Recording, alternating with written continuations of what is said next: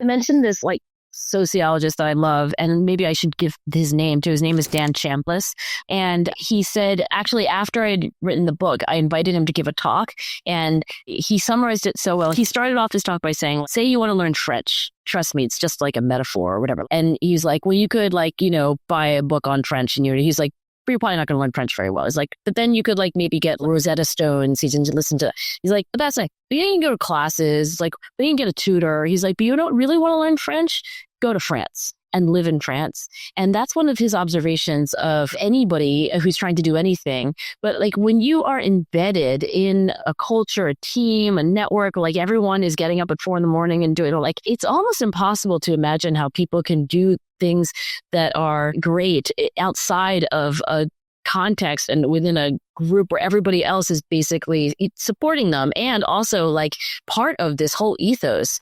And even Roger Bannister, who of course is the person who supposedly coached himself to break the 4-minute mile. I read his biography, but then I also read the stuff that his contemporaries wrote. And I actually think even that was a bit of a myth. He didn't just coach himself. He was embedded in a whole group of people who were also interested in that. And he did have a coach. I don't think he even coached himself.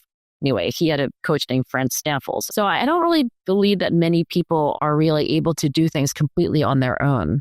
I don't know. I wonder what Lindsey has to say though about that. I think that you can get very far if you're exceptionally motivated, but I think you really need a different level of coaching, support, the whole another level that you can reach if you have that additional layer of teamwork around you.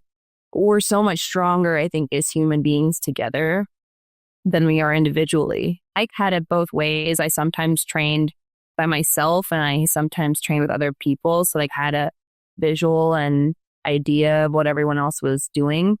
So I just always had a broad view of hard work and where I fit in on that scale and where I could improve. So I always enter every room knowing that I'm not, or thinking that I'm not the smartest person in the room. So how can I learn from everybody? And that is the same for sports. How can I get better? Everyone can teach you something. And that's why being around each other is good because you learn something from other people.